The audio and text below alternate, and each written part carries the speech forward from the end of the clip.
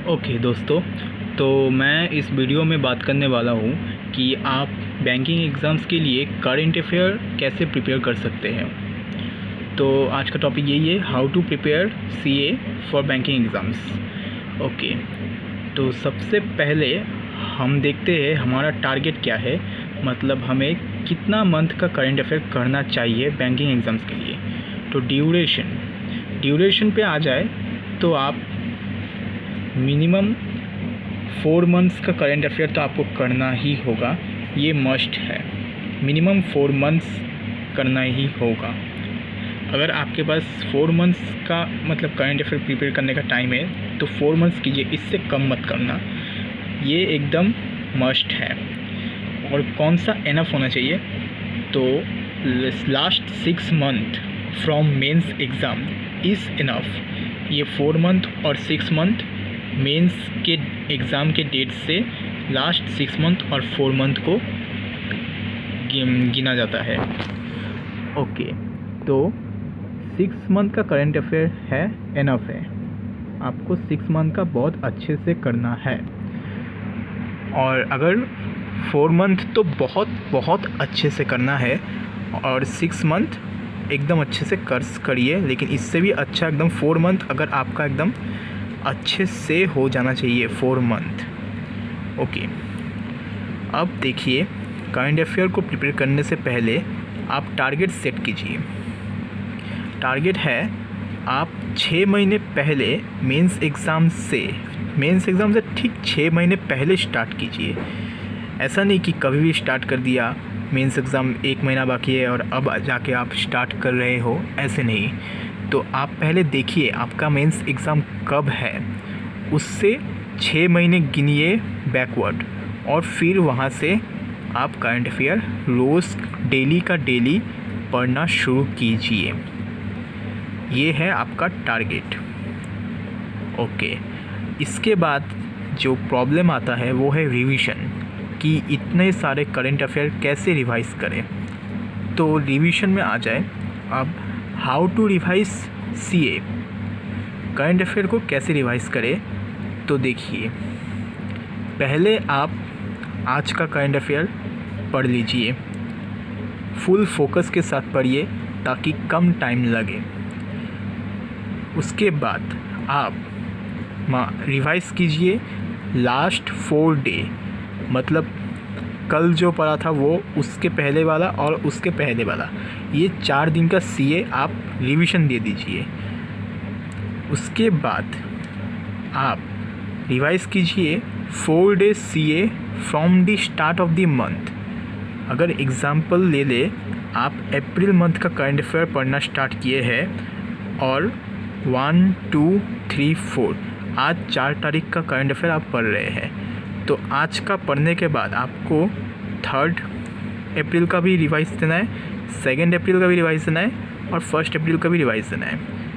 फिर जब आप ऐसे करते करते मान लीजिए आप 10 तारीख हो गया और 10 का आज आप पढ़ रहे हो, फिर आपको 9 का भी रिवाइज़ देना है, 8 का भी रिवाइज़ देना है, और 7 का भी रिवाइज़ देना है, और 6 का भी, लास्ट 4 डे का आपको रिवाइज़ देना है। और आज मान लीजिए 10 तारीख का आपने पढ़ लिया, 10 तारीख का पढ़ने के बाद ये रिवीजन दीजिए, और उसके बाद शुरुआत से रिवीजन देना फिर से चालू कीजिए। 1, 2, 3 और 4 तारीख का, ये फर्स्ट 4 दिन रिवीजन दीजिए फिर से। फिर कल क्या करेंगे, जब 11 तारीख होगा, 11 तारीख आप फिर से बैकवर्ड लास्ट 4 डे का रिवीजन देंगे, यानी 10, 9, 8, 7 रिवीजन देंगे, इस बार 6 नहीं देना है। तो ये लास्ट 4 डेज आप रिवीजन देंगे, और शुरुआत से अब आपने पिछले दिन 4 तक दिया था, तो अब आपको देना है 6, 7, 8, 9, ऐसे रिवीजन देना है। खैर यहाँ पे तो 7, 8, 9 कॉमन हो गया। ऐसे करते करते जब आप अप्रैल के मान लीजिए 20 को आ जाएंगे, 20 अप्रैल, तो आपको 20 अप्रैल आज पढ़ लिया। उसके बाद आपको 19, 18, 17 और 16 रिवीजन देना है। ये रिवीजन दे दिया, और उसके बाद मान लीजिए, उसके बाद शुरुआत में आपको अप्रैल का 1, 2, 3, 4 ऐसे 4 करके रिवीजन देना है। अगर कल आपने 1 2 3 4 दिया था तो आज आपको 5 6 7 8 देना है। अगर कल आपने 5 6 7 8 दिया था तो आज आपको 9 10 11 12 देना है। ऐसे ऐसे 4 करके आप आगे बढ़ते रहिएगा और नया करंट अफेयर पढ़ते रहिएगा और पास्ट 4 डेज़ रिवीजन देते रहिएगा और शुरुआत से 4 करके रिवीजन देते रहिएगा। तो ऐसे करके आपका एक महीना जो ये महीना बहुत अच्छे से रिवीजन के साथ बन जाएगा। इसके बाद जो प्रॉब्लम आता है प्रीवियस मंथ का रिवीजन कैसे करें। तो प्रीवियस मंथ का रिवीजन भी आपको कुछ उसी तरह करना है। Revise 4 days from the start. मान लीजिए आज आप मई महीने पढ़ रहे हैं और आपको अप्रैल का रिवीजन देना है। तो अप्रैल का 1 2 3 4 पहला 4 दिन रिवीजन दीजिए स्टार्टिंग से। फिर कल क्या करेंगे, फिर कल करेंगे 5 6 7 8 अप्रैल का रिवीजन देंगे। फिर परसों 9 10 11 12 अप्रैल का रिवीजन देंगे। ऐसे करके 4 करके आप प्रीवियस मंथ को भी रिवीजन देंगे। और 4 करके आप जब देंगे तो लगभग एक हफ्ते यानी 7 दिन और 4 करके दे रहे तो 4 7 जा 28 यानी 28 डेज़ का CA आप 7 दिन में रिवीजन दे देंगे।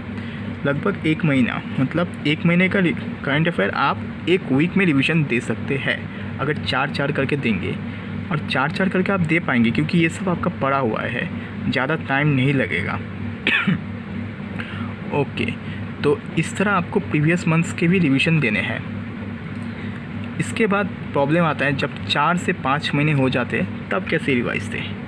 तब आप ये काम कर सकते हैं कि revise 2 days from the start of 2 month from the start each.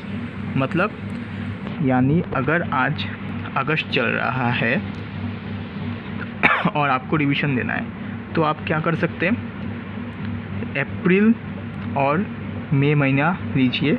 अप्रैल का 1 और 2 रिवीजन दीजिए 1 तारीख और 2 तारीख, और मई का भी 1 और 2 रिवीजन दीजिए। फिर कल क्या करना है आपको, अप्रैल का 3 और 4 रिवीजन देना है, मई का भी 3 और 4। ऐसे इन 2 महीने के 2 दिन करके आप रिवीजन देना है। तो ऐसे करके आप 2 हफ्ते में लगभग ये 2 महीना रिवीजन दे देंगे। फिर नेक्स्ट जो करना है जून और जुलाई का भी इसी तरह रिवीजन देना है। तो बाकी 2 हफ्ते में भी आप ये जून जुलाई भी रिवीजन दे देंगे। और याद रहे कि आप ये सब महीने पहले से भी रिवीजन देते आ रहे हैं, तो अब तक आपका बहुत रिवाइज हो चुका होगा।